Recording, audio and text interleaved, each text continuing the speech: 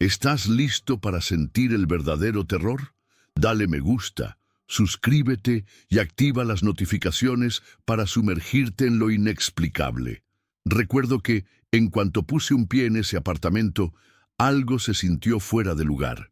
No era el polvo ni el olor a viejo, que eso era lo normal, en un edificio con décadas encima.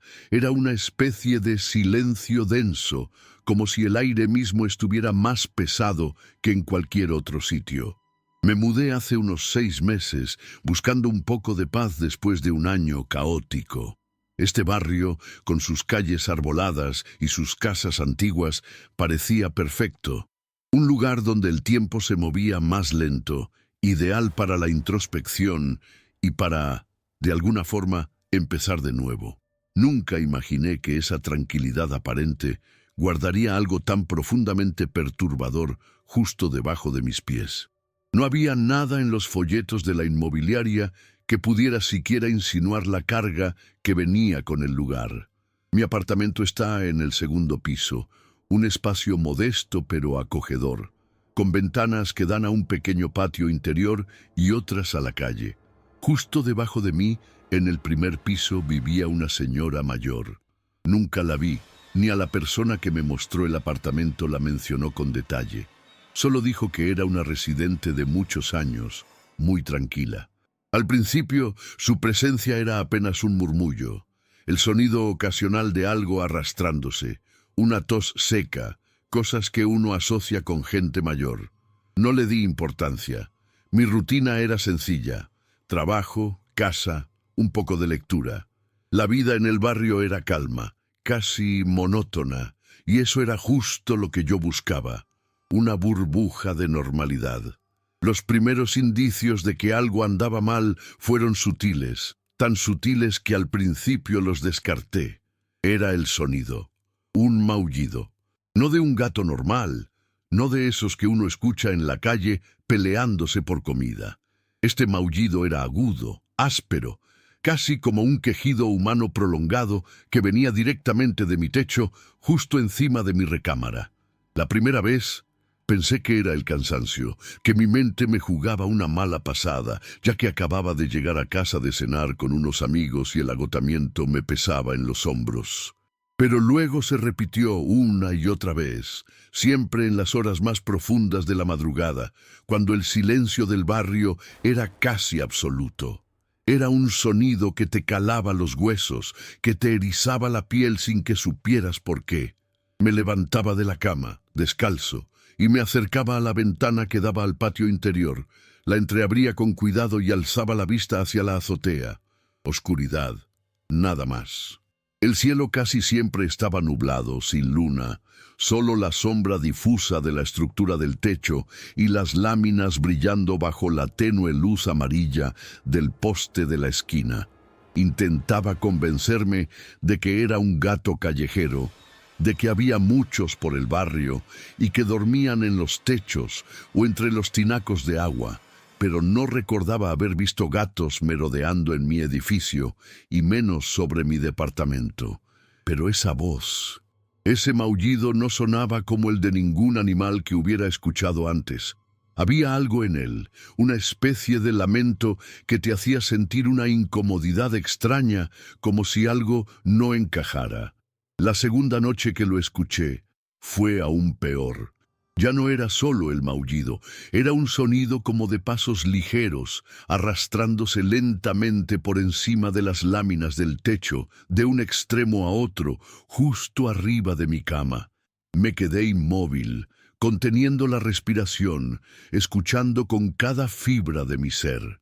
No podía ver nada, por supuesto, pero lo sentía. Ese tipo de cosas no se explican, se perciben. Era como si algo estuviera ahí, esperando que hiciera un movimiento, esperando mi reacción. La ventana de mi cuarto seguía abierta un poco, una manía que tenía para que el aire circulara, pero esa noche el aire se sentía más pesado, más denso, cargado de una presencia invisible que me oprimía el pecho. No dormí esa noche. Me la pasé mirando el techo, esperando cualquier mínimo ruido. Solo el leve crujido de la estructura, típico de las noches frías. Pero al amanecer, cuando la luz empezaba a colarse por las rendijas de la cortina, escuché un suave golpeteo en la lámina, como si algo rascara suavemente con las uñas. No me lo imaginé. No podía haber sido solo mi cabeza. Esa noche fue demasiado clara, demasiado exacta. Cada sonido, cada sensación se había grabado a fuego en mi memoria. Me levanté con el cuerpo adolorido de tanta tensión, los ojos como brasas por el insomnio y una certeza helada en el estómago. Lo que fuera que estaba en el techo era real y estaba cada vez más cerca. Decidido a encontrar una explicación, la mañana siguiente subí a la azotea. Lo hice más por curiosidad que por otra cosa, aunque el nudo en mi estómago me decía que no era solo curiosidad, era una necesidad, casi una urgencia de entender qué estaba pasando. No había subido desde que me mudé hace unos meses. El sol pegaba con fuerza y todo se veía calmo desde ahí arriba, engañosamente normal. El silencio de las primeras horas del día solo se rompía por el motor de una licuadora en alguna cocina lejana. Caminé despacio por el techo, evitando hacer ruido, como si temiera molestar a algo que quizás todavía anduviera por ahí. Revisé con cuidado alrededor del tinaco de agua, detrás de la caseta de gas, incluso entre unas cajas viejas que alguien había dejado abandonadas, sin encontrar nada. Y entonces los vi. Eran hilos, trozos pequeños de lana roja, esparcidos en distintos puntos del techo. No muchos, pero suficientes para que me llamaran la atención. Uno estaba enredado entre los clavos de una lámina, otro junto a la base del tinaco y varios más amontonados en una esquina, casi formando una especie de pequeño nido. Me agaché para tocarlos. Estaban tibios, como si alguien los hubiera dejado ahí recientemente. La textura era rugosa y tenían polvo pegado. Lo raro es que yo no tengo ningún objeto de lana roja en la casa, ni suéteres, ni mantas, ni nada. Tampoco había viento, como para pensar que algo voló desde otro lugar y cayó ahí por casualidad. Eso no era normal. Era una confirmación de que lo que estaba sucediendo era real. Bajé con uno de esos hilos. Lo dejé en la mesa del comedor y lo observé por largo rato.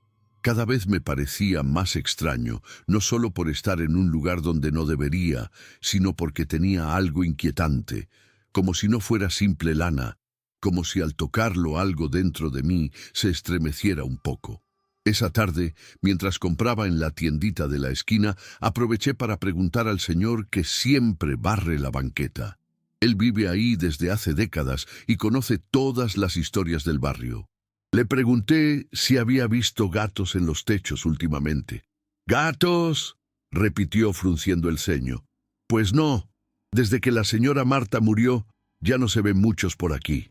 Don Eliseo me contó que la señora Marta, quien vivía en mi casa ahora, era una mujer solitaria y muy extraña. Decían que hablaba sola, pero yo una vez la escuché claramente platicando con sus gatos», me dijo, y el escalofrío me recorrió la espalda. Lo más raro era que los gatos le respondían, no con maullidos normales, sino como si de verdad se entendieran. Él me estremeció al decir que la gente decía que ella no solo los cuidaba, sino que los protegía de algo, y que cuando murió no encontraron su cuerpo. Solo sangre, marcas de zarpazos en las paredes y cientos de pelos grises por todo el departamento. Después de eso los gatos desaparecieron, pero algunos vecinos, sobre todo los que vivían más cerca, comenzaron a decir que todavía se escuchaban sus pasos por el techo, que los maullidos seguían igual de extraños, como si ella o algo de ella siguiera ahí entre los tejados. Regresé a casa con esa información dándome vueltas en la cabeza. ¿Y si los gatos que ella cuidaba no se habían ido del todo? ¿Y si había algo más? Esa noche me costó aún más trabajo dormir. Dejé el hilo de lana sobre mi buró, como quien quiere hacer una prueba. Cuando apagué la luz, sentí un leve olor, como a humedad y pelo mojado. Y justo cuando cerraba los ojos, escuché nuevamente el maullido, esta vez distinto, más largo, más dolido. Y por primera vez me pareció que no era un simple lamento de animal, era un llamado, uno que iba dirigido a mí. No me lo imaginé. No podía haber sido solo mi cabeza. La mañana siguiente, después de otra noche en vela, decidí que ya no podía quedarme cruzado de brazos, esperando que todo se resolviera solo. Algo raro estaba ocurriendo en mi azotea, en mi casa, y lo peor era que parecía acercarse a mí más con cada noche que pasaba. Necesitaba entender qué estaba pasando, aunque fuera solo para tranquilizar mi mente y convencerme de que no me estaba volviendo loco. Había una historia detrás de todo esto, una que el viejo Eliseo solo había rozado. La urgencia de saber la verdad me carcomía porque cada maullido, cada paso en el techo, cada hilo rojo encontrado no era una coincidencia, sino un mensaje. Mi vida antes de la casa del abuelo era tranquila, predecible, como un disco que siempre gira en el mismo surco. Me llamo Mateo, tengo 35 años, y me dedicaba a la restauración de muebles antiguos, una profesión que me gustaba, pero que rara vez me sacaba de mi rutina. Siempre fui de esos que prefieren la quietud de su propio espacio, los libros, la música suave. Vivía en un apartamento funcional en la ciudad, sin grandes lujos, pero tampoco me faltaba nada. La noticia de la herencia, una vieja casona en el campo que ni sabía que existía, fue como una sacudida, un quiebre en esa monotonía que sin saberlo me prepararía para lo inimaginable. Nunca fui muy apegado a la familia de mi abuelo paterno, y su muerte me tomó por sorpresa, dejándome con una propiedad que era más un misterio que una herencia. La casa estaba ubicada en un terreno grande y arbolado, a unas 2 horas de la ciudad. Cuando llegué por primera vez, el lugar me pareció sacado de una postal vieja, con sus paredes de piedra cubiertas de hiedra y un aire de abandono que era casi poético. Pasé los primeros días explorando, organizando mis cosas, sintiendo la madera crujir bajo mis pies y el olor a humedad y a tierra mojada que impregnaba cada rincón. Era una casona grande, con varios cuartos, un jardín descuidado y un sótano al que al principio no le di mucha importancia. La idea era restaurarla poco a poco, quizás mudarme definitivamente, quizás venderla. No lo tenía claro. Solo sabía que quería entender lo que el abuelo había dejado atrás, más allá de la estructura física. Fue en el sótano donde todo comenzó a cambiar. Era un lugar oscuro, húmedo, lleno de cajas empolvadas y trastos viejos. Había herramientas oxidadas, muebles rotos, y en una esquina, cubierto por una lona sucia, encontré algo que me llamó la atención. Era un espejo grande, con un marco de madera tallada, casi negro por el tiempo y la suciedad. Estaba apoyado contra la pared, con la superficie de cristal hacia ella, como si alguien lo hubiera escondido a propósito. Sentí una curiosidad extraña, una punzada en el pecho que me impulsó a descubrir lo que ese objeto guardaba. Supuse que era solo un espejo viejo y olvidado, una pieza más para limpiar y restaurar, o quizás vender, o simplemente dejarlo por ahí. Lo saqué del sótano con algo de esfuerzo. Lo limpié superficialmente y decidí colocarlo en mi recámara, apoyado en una pared libre. La luz que entraba por la ventana le dio un brillo tenue, y por un momento me pareció una pieza hermosa, con ese aire antiguo y misterioso. Los primeros días no noté nada. Era solo un espejo, un objeto más en mi casa. Me veía en él cada mañana, cada noche, mi reflejo, mi vida. Pero poco a poco, casi imperceptiblemente, las cosas empezaron a cambiar. Eran destellos, movimientos sutiles en el rabillo del ojo, cosas que al principio atribuí al cansancio o a la adaptación a un lugar nuevo. Una especie de juego de luces y sombras que mi mente distorsionaba. Una tarde, mientras me afeitaba frente a él, Juraría que vi un bulto detrás de mi reflejo. Era rápido, apenas una sombra, pero lo suficientemente claro como para que me detuviera. Me giré de golpe, pero no había nada. La habitación estaba vacía, solo yo y el silencio de la casa. Me encogí de hombros, convencido de que era mi imaginación. El estrés de la mudanza, el trabajo de restauración, todo se estaba acumulando. Esa misma noche, al pasar por la habitación, volví a verlo. Un brillo extraño en la superficie del espejo, como si una luz tenue emanara de su interior, y por un instante me pareció ver a lo lejos, como si fuera una ventana a otro lado, la silueta de una niña, brincando en un pastizal. Empecé a sentirme incómodo, una sensación que crecía cada día. El espejo, antes una pieza decorativa, ahora parecía una ventana a algo que no entendía. Las noches se volvieron más tensas. Cerraba los ojos, pero la imagen del bulto, de la niña, se repetía en mi mente. Sentía una mirada constante, fría, que me observaba incluso cuando le daba la espalda. Los ruidos en la casa, los crujidos de la madera, los movimientos del aire, todo se amplificaba, cobrando un nuevo significado. La soledad de la casa, que antes me resultaba reconfortante, ahora se sentía como un cerco, como si el espacio se hubiera reducido, oprimiéndome con una presencia invisible y opresora que no me permitía escapar. La cosa se puso realmente extraña una noche, cuando estaba viendo una película para intentar distraerme. Sentado en el sofá de la sala, con el televisor encendido, sentí ese frío familiar, esa sensación de que no estaba solo. Me giré hacia la habitación y vi la luz del espejo brillar con más intensidad que nunca. Pero lo que me heló la sangre fue lo que vi en su superficie. Ya no eran solo bultos o sombras. Era un rostro, el de una mujer pálida, con los ojos hundidos y un cabello largo y desordenado. Me miraba fijamente, con una sonrisa forzada y vacía, y lentamente vi cómo alzaba una mano demacrada y arañaba su propio reflejo, dejando marcas blanquecinas en el cristal, y el sonido, un rasguño seco y agudo, venía de la propia superficie del espejo, no de la habitación. El pánico se apoderó de mí. Me levanté de un salto, el corazón martillando en mi pecho, y corrí hacia la habitación. Me planté frente al espejo, la respiración agitada, y vi que las marcas seguían ahí, esas finas líneas blanquecinas sobre el cristal como cicatrices. Las toqué con los dedos, sintiendo una textura rugosa, casi como si el vidrio estuviera enfermo. Intenté limpiarlas, pero no se iban. Era como si estuvieran grabadas en la propia esencia del espejo.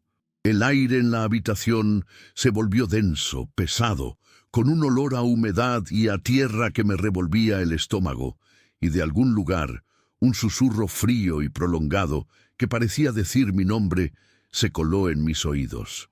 Decidí que no podía seguir así. Necesitaba ocultar ese espejo, sacarlo de mi vista, aunque fuera solo para recuperar un poco de cordura. Fui al sótano, busqué una vieja lona que había usado para cubrir muebles y regresé con ella. Con manos temblorosas envolví el espejo por completo, asegurándome de que ni un solo resquicio de su superficie quedara expuesto. Al hacerlo, sentí una resistencia extraña, como si el espejo no quisiera ser cubierto, como si una fuerza invisible se aferrara a él. Pero logré mi cometido. Lo dejé apoyado contra la pared, en el mismo lugar donde lo había encontrado, y me prometí a mí mismo que nunca más volvería a mirarlo.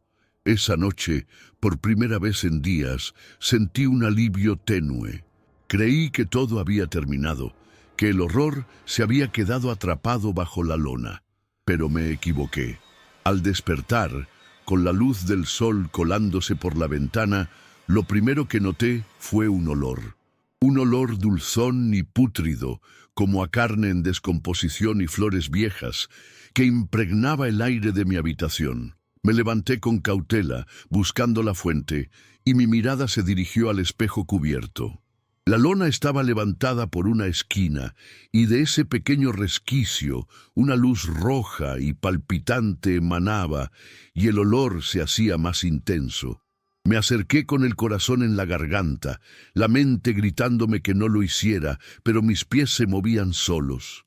Al levantar la lona, lo que vi me dejó sin aliento. El reflejo, la cara pálida de la mujer, estaba ahí, pero esta vez su sonrisa no era forzada. Era una sonrisa amplia, macabra, que le deformaba el rostro.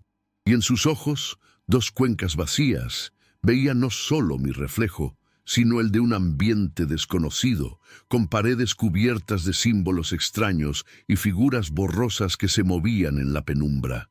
El olor era insoportable, y la luz roja del espejo parpadeaba, como un corazón latiendo en la oscuridad, y un coro de murmullos apenas audibles surgía de su superficie, y el frío en la habitación era tal que mi aliento se hacía visible.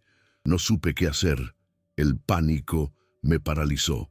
Me quedé ahí, de pie, frente a ese umbral a lo desconocido, sintiendo cómo mi cordura se desvanecía. La imagen de la mujer sonriente, los símbolos en el reflejo, el olor a muerte y el frío penetrante, todo se mezclaba en una sinfonía de terror que me envolvía.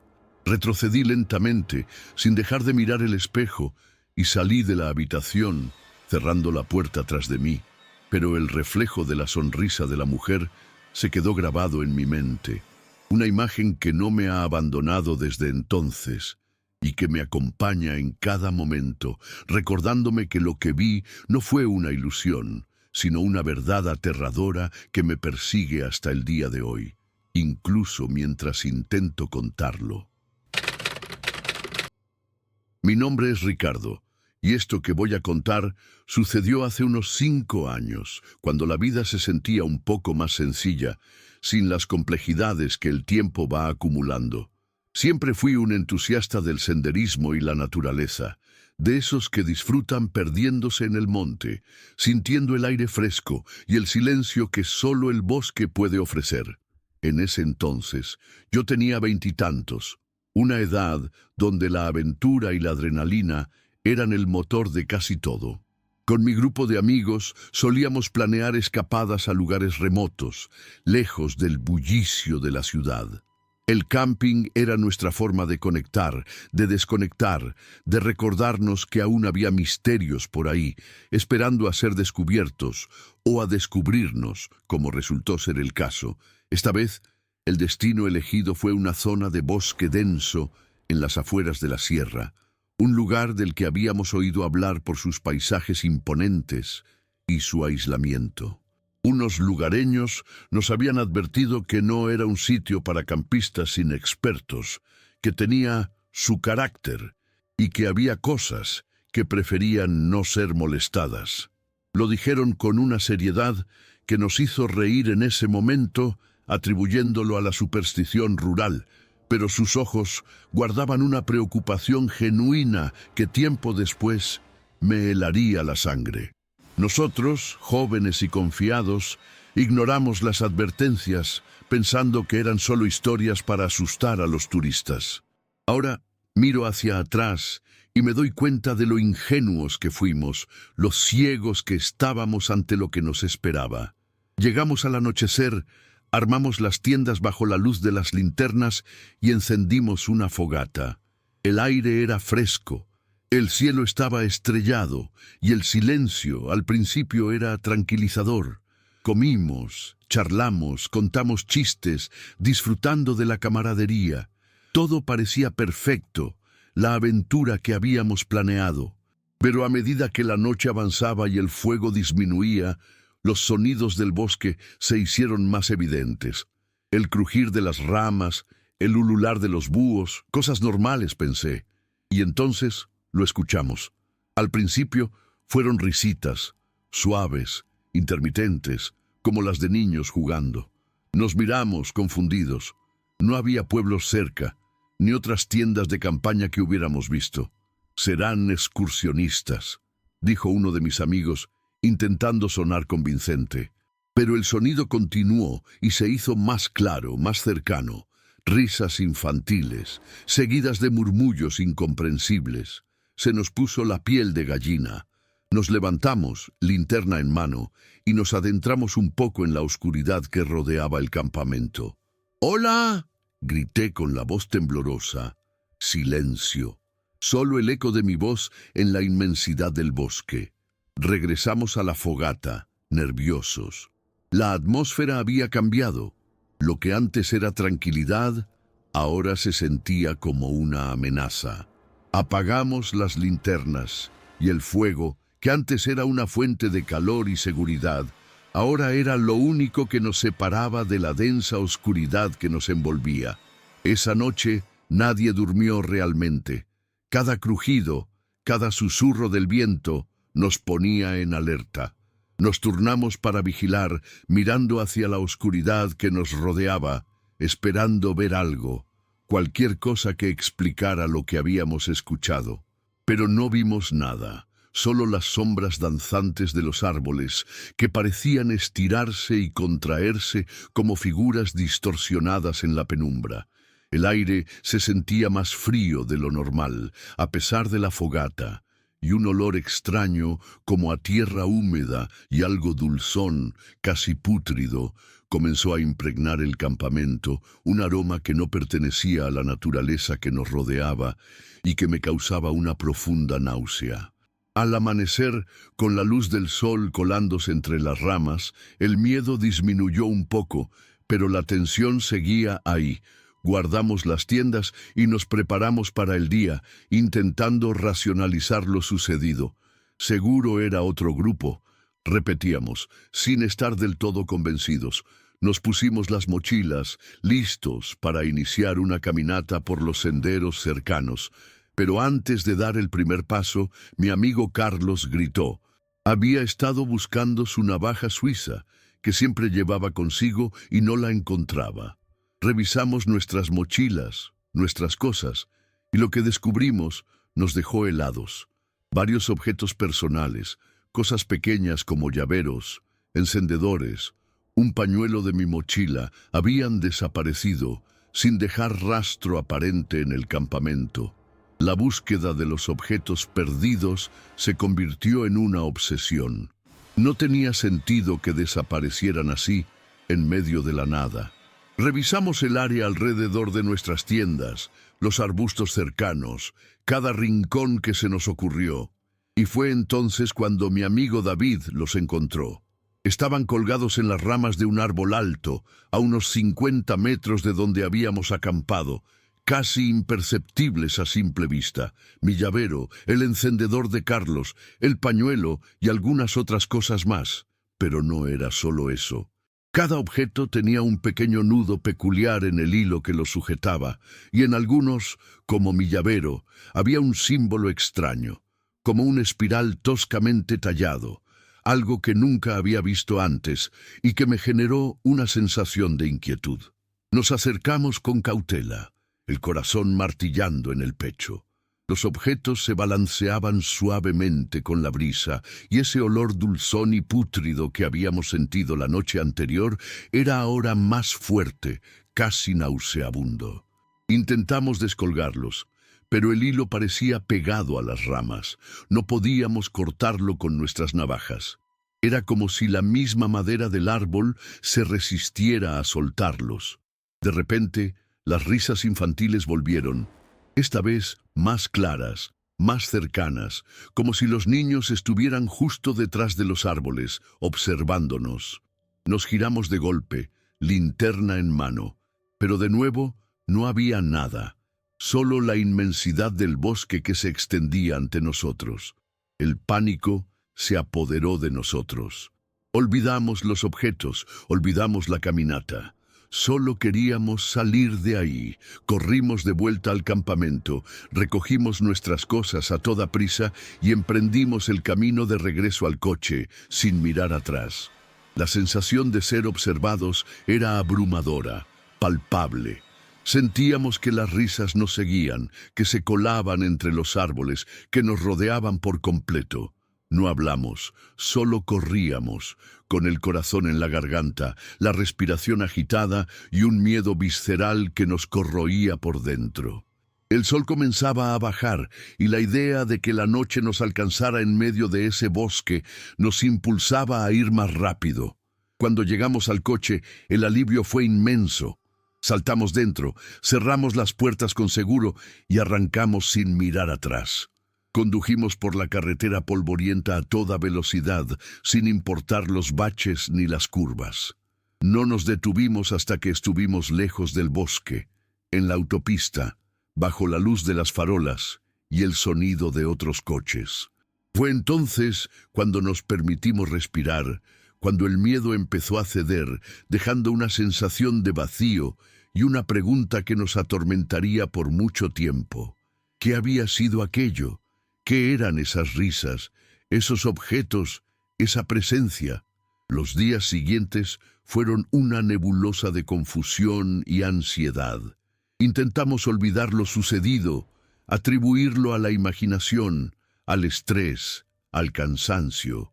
Pero las imágenes, los sonidos, el olor, todo se había grabado a fuego en nuestra memoria. Hablábamos del tema con la voz baja, casi en susurros, como si temiéramos que mencionarlo en voz alta pudiera traerlo de vuelta.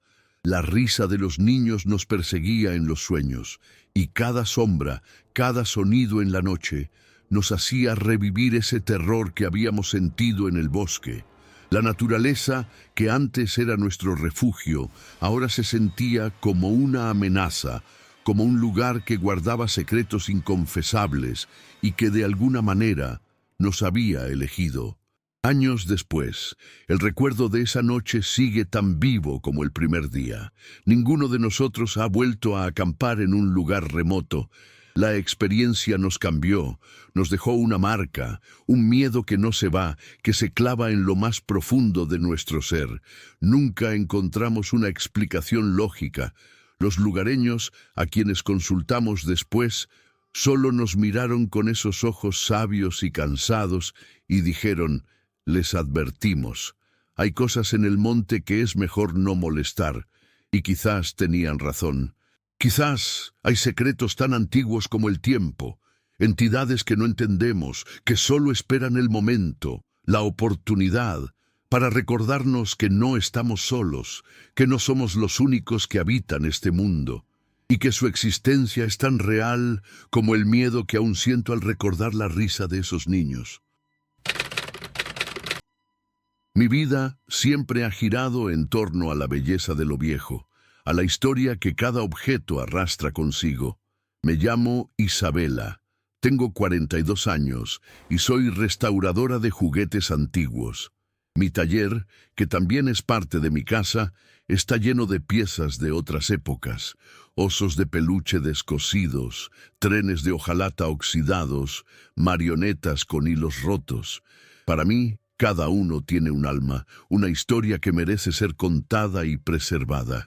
Vivo sola, rodeada de estas reliquias, y siempre he encontrado una paz extraña en la compañía silenciosa de estos objetos que han sobrevivido al tiempo.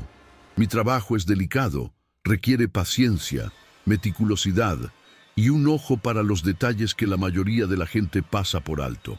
Fue hace unos 3 meses cuando recibí el encargo de un coleccionista excéntrico, un muñeco de porcelana de apariencia infantil, pero con una expresión que desde el primer momento me causó escalofríos. Sus ojos, 2 esferas de vidrio, parecían tener una profundidad inusual, y su sonrisa, pintada con precisión, era demasiado amplia para ser genuina. El coleccionista solo me dio una instrucción: restáuralo, pero no le quites su esencia. No preguntó por su origen, ni me dio detalles sobre su procedencia, solo una tarjeta con su nombre y una dirección. Al principio, pensé que era solo una pieza peculiar, una de tantas que habían pasado por mis manos. Lo coloqué en mi atril, bajo la luz del flexo, y comencé a trabajar. Los primeros días transcurrieron sin incidentes. Me concentraba en la limpieza, en la reconstrucción de sus delicadas manos de porcelana, en la reparación de su pequeña vestimenta de seda. El muñeco permanecía inmóvil, observándome con sus ojos de vidrio, como si esperara mi próximo movimiento. A veces sentía una punzada de incomodidad, como si la expresión de su rostro cambiara sutilmente cuando yo no lo miraba directamente, pero lo atribuía a la fatiga visual o a la sugestión. Mi taller, siempre ordenado y metódico, era mi santuario, un lugar donde me sentía en control. Nunca imaginé que un objeto inanimado pudiera romper esa sensación de seguridad. La primera noche que noté algo extraño, me levanté al baño y al pasar por el taller, la luz de la luna que se colaba por la ventana iluminaba el atril. El muñeco no estaba como lo había dejado. Su cabeza, antes ligeramente inclinada hacia la derecha, ahora estaba recta, y sus brazos, antes a los lados, estaban cruzados sobre su pecho, como si se hubiera movido por sí solo. Me quedé inmóvil, observándolo, el corazón latiéndome con fuerza en el pecho. Me acerqué, con una mezcla de curiosidad y un miedo incipiente. Lo volví a colocar en su posición original, convencida de que lo había dejado mal, que había sido un error mío, que mi mente me jugaba una mala pasada por el cansancio. Pero no fue así. A la mañana siguiente, al entrar al taller, el muñeco estaba de nuevo en la misma posición, cabeza recta y brazos cruzados. La misma pose, la misma expresión, esa sonrisa perturbadora.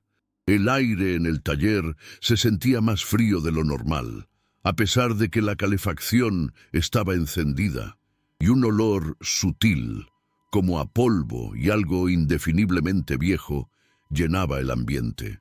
La primera vez que lo sentí, lo atribuí al ambiente del taller, a las telas y materiales antiguos, pero ahora era diferente, más penetrante, con una extraña dulzura que me recordaba a flores secas, y que se colaba por mis fosas nasales, causando una profunda incomodidad y una sensación de que algo no estaba bien en ese lugar.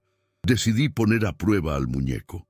Al anochecer, antes de irme a dormir, lo dejé en una posición deliberadamente diferente. Lo senté en una silla, con las piernas cruzadas y la cabeza mirando hacia la ventana. Puse una pequeña cinta adhesiva en el suelo, marcando la posición de la silla, y cerré la puerta del taller con llave. Quería pruebas, algo que me confirmara que no estaba perdiendo la cordura. No dormí bien esa noche. Cada crujido de la casa, cada sombra en la oscuridad, me mantenía en alerta. Sentía una presión extraña en el pecho, como si algo me observara desde la distancia. Y el silencio de la casa se sentía más denso, más opresivo que nunca, casi como si me estuviera ahogando lentamente. La mañana llegó, y con ella, la confirmación de mis peores temores. Abrí la puerta del taller con manos temblorosas, mis ojos fijos en la silla donde había dejado al muñeco. No estaba. Mi corazón dio un vuelco en el pecho. Busqué con la mirada y lo encontré de pie, en medio de la habitación, justo frente a mi atril, con la cabeza ligeramente inclinada hacia la derecha y los brazos cruzados sobre su pecho, la misma posición original que tenía antes. La cinta en el suelo estaba intacta, lo que significaba que la silla no se había movido, pero el muñeco sí. No había una explicación lógica, ninguna. Me acerqué a él. El aire pesado, el olor dulzón y pútrido más intenso que nunca.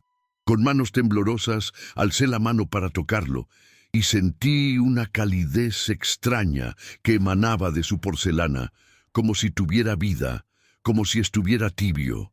Y entonces lo vi. En sus ojos de vidrio, que antes eran brillantes y vacíos, ahora había una especie de opacidad, como si una fina capa de humedad los cubriera, y de sus pequeñas cuencas, una lágrima solitaria, brillante y viscosa, se deslizó por su mejilla de porcelana, dejando un rastro. No era agua, era un líquido espeso, casi transparente, pero con un tinte amarillento que me generó una profunda náusea. La repulsión me hizo retroceder. No podía creer lo que mis ojos veían. Un muñeco, un objeto inanimado, estaba llorando. Era imposible, ilógico, pero ahí estaba, la evidencia, la prueba de que algo sobrenatural estaba ocurriendo en mi taller. Sentí que perdía el control, que la realidad se desdibujaba ante mis ojos. Intenté limpiarle la lágrima, pero al tocarla, la textura era extraña, pegajosa, y olía a sangre seca, un aroma metálico y rancio que me revolvió el estómago. No era solo un muñeco que se movía, era algo más, algo vivo, algo que sufría o que me quería mostrar algo. Decidí que no podía seguir con ese muñeco en mi casa. No me importaba el encargo ni el coleccionista. Tenía que sacarlo de ahí. Lo envolví de nuevo en su tela original, con manos temblorosas, y lo metí en una caja de madera, la sellé con cinta adhesiva y la llevé al sótano. Lo dejé en la esquina más oscura y húmeda, cubierto por otras cajas y trastos viejos, con la esperanza de que el olvido y la oscuridad lo mantuvieran inerte. Creí que, al alejarlo de mi vista, el problema desaparecería, que todo volvería a la normalidad. Los días siguientes fueron un tormento. No escuché ruidos ni vi movimientos, pero la sensación de ser observada no me abandonaba. Sentía que el muñeco, desde el sótano, me seguía con sus ojos de vidrio, que su presencia me envolvía, que su llanto silencioso resonaba en mi mente. El olor a sangre seca y flores viejas que había sentido en su lágrima, ahora se colaba por las rendijas del suelo, impregnando el aire de mi casa, un recordatorio constante de lo que había ocurrido, de lo que aún estaba ahí. Dormía con la luz encendida, el corazón latiéndome con fuerza, y cada sombra, cada crujido, me hacía saltar. Una noche, el sonido me despertó. Un llanto, no el maullido agudo que había escuchado antes, ni el lamento incomprensible. Era un llanto claro, inconfundible, el llanto de un bebé que venía directamente del sótano, resonando en el silencio de la noche. Me levanté de golpe, el cuerpo temblando, y corrí escaleras abajo. Abrí la puerta del sótano con desesperación. La oscuridad era densa, pero el llanto era real, desgarrador. Encendí la linterna, y la luz, al barrer la oscuridad, iluminó la caja de madera donde había guardado al muñeco.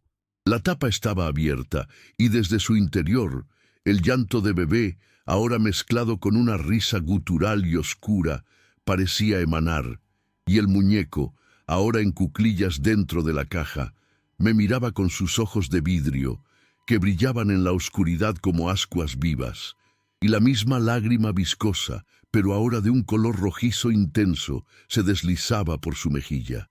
Era una risa que me heló la sangre, una que jamás olvidaré, una que aún me persigue en mis noches de insomnio. Mi nombre es Ana, y la mayor parte de mi vida la he pasado alejada del ruido, en una pequeña casa enclavada en lo alto de la sierra. Siempre fui de esas personas que encuentran paz en la soledad, en el susurro del viento entre los pinos y el canto de los pájaros al amanecer. Mis días transcurrían entre mi trabajo como ilustradora freelance, mis largas caminatas por los senderos cercanos y el simple placer de observar la naturaleza. La casa, aunque modesta, era mi refugio, un lugar donde me sentía conectada con el mundo, pero a la vez a salvo de él. Me encantaba la forma en que el silencio se volvía casi palpable, envolviéndome en una burbuja de calma que pocas veces encontraba en la ciudad.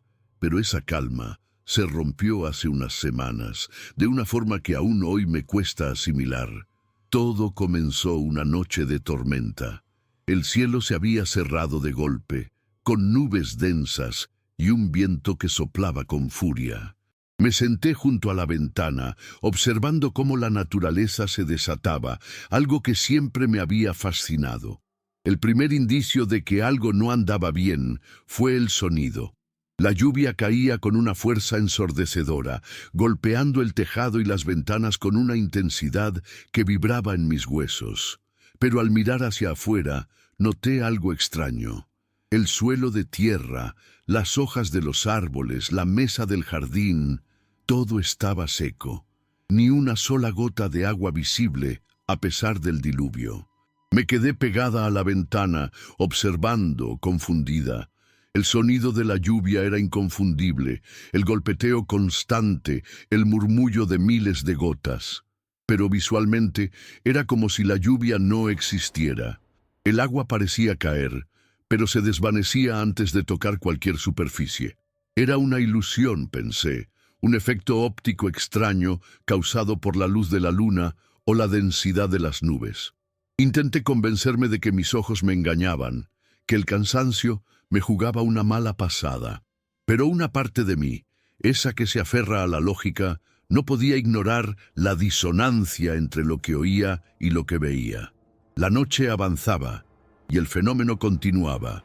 La lluvia seguía cayendo sin mojar nada y el sonido se volvió más intenso, casi una pulsación constante que resonaba en mi cabeza. Pero entonces la atmósfera comenzó a cambiar. Un olor extraño, dulzón y nauseabundo, como a tierra mojada y algo podrido, empezó a colarse por las rendijas de la ventana, impregnando el aire de mi casa. Era un aroma que me revolvía el estómago, que me hacía sentir una opresión en el pecho, una sensación de asfixia que no podía explicar. Intenté abrir la ventana para ventilar, pero el olor era más fuerte afuera, más denso. Fue entonces cuando las sombras comenzaron a aparecer. Al principio eran apenas destellos, movimientos sutiles entre las gotas de lluvia, como si algo se contorsionara en la penumbra. Parpadeaba y desaparecían. Me frotaba los ojos, pensando que era una alucinación, que mi mente me jugaba una mala pasada. Pero las sombras se hicieron más claras, más definidas. Eran figuras disformes, alargadas, que parecían danzar y contorsionarse en el aire, moviéndose con una fluidez antinatural. No tenían forma humana ni animal, eran como manchas oscuras que se movían en un baile macabro, y sentía que me observaban. El miedo, un miedo frío y paralizante, empezó a crecer en mi interior. Esas sombras, el olor, la lluvia que no mojaba, todo se combinaba en una sinfonía de lo inexplicable.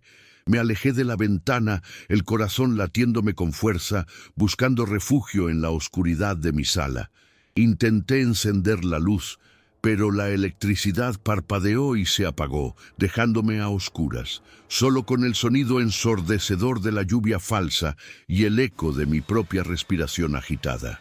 Sentía que el aire se volvía más denso, más pesado, como si una presencia invisible me rodeara, apretando mi garganta, dejándome sin aliento. La oscuridad se volvió absoluta y el sonido de la lluvia se transformó. Ya no era solo el golpeteo de las gotas, sino un coro de susurros incomprensibles que se mezclaban con un lamento prolongado y agudo, como si miles de voces, todas al mismo tiempo, intentaran decirme algo. No entendía las palabras, pero el tono era de desesperación, de agonía, un sonido que te calaba los huesos y te erizaba la piel. Me cubrí los oídos con las manos, pero los susurros y lamentos parecían venir de dentro de mi propia cabeza, resonando en mis sienes, amplificándose con cada latido de mi corazón. Era una tortura, una cacofonía de terror que me estaba volviendo loca. Me arrastré por el suelo, buscando a tientas la pared, queriendo alejarme de la ventana, de la fuente de esos sonidos y visiones. El olor dulzón y pútrido era ahora abrumador, como si la misma podredumbre se hubiera materializado en el aire, envolviéndome por completo.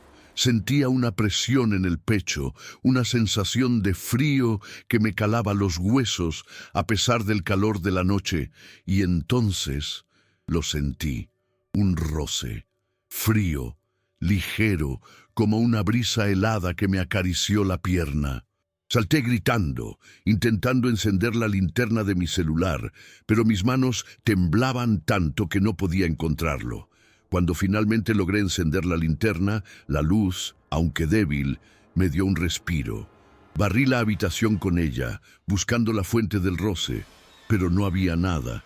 Solo mis muebles, mi caos y el eco de mi propio grito en el silencio que siguió. Y fue entonces, al mirar de nuevo hacia la ventana, que lo vi. Una figura, humana, pero borrosa, distorsionada, como si estuviera hecha de la misma lluvia que caía afuera. Se había materializado en medio de la nada, justo frente a mi casa, arrastrándose lentamente por la grama seca, sin ser afectada por las gotas que la rodeaban. La figura comenzó a moverse hacia mí lentamente, arrastrando los pies, con una lentitud que era más aterradora que cualquier prisa. No tenía rostro, solo una mancha oscura donde deberían estar los ojos, y el lamento y los susurros se hicieron más intensos, como si emanaran directamente de ella. El pánico me paralizó. No podía moverme, no podía gritar. Mis ojos estaban fijos en esa cosa que se acercaba, sintiendo cómo mi cordura se desvanecía con cada paso que daba. Era la personificación del horror, la materialización de todo lo que había estado acechando en la oscuridad de esa noche. Cerré los ojos con fuerza, deseando que todo fuera una pesadilla, que despertaría en mi cama, con el sol entrando por la ventana y el sonido normal de los pájaros. Pero la sensación de frío en mi rostro, el roce de las gotas de lluvia en mi piel, me decía que no era un sueño. Sentía las gotas heladas, pero mi piel seguía seca, extrañamente seca. Era una tortura, una contradicción que me estaba volviendo loca. Abrí los ojos de golpe, y la figura estaba ahí, justo frente a mi ventana, su forma borrosa ahora más definida, y su boca, un hueco oscuro y profundo, parecía abrirse, y de ella un maullido gutural y agonizante, salió resonando en el silencio de la noche. Ese maullido me heló la sangre. No era humano, no era animal, era algo que no tenía lugar en este mundo. Cerré los ojos de nuevo, pero el sonido se coló en mi mente, el último sonido que recuerdo antes de que la oscuridad me engullera. Desperté horas después, con el sol brillando en mi cara, el cuerpo tembloroso y la mente confusa. No había rastro de la lluvia, ni del olor, ni de la figura. Todo había desaparecido como si nunca hubiera existido. Pero la sensación de frío en mi rostro y el eco de ese maullido se quedaron grabados en mi memoria, un recordatorio constante de que hay cosas en este mundo que no podemos explicar, que no podemos entender, y que solo esperan el momento, la oportunidad, para recordarnos lo pequeños e indefensos que somos. Si el miedo te atrapó, no estás solo. Dale me gusta, suscríbete y activa la campana para más relatos que no te dejarán dormir.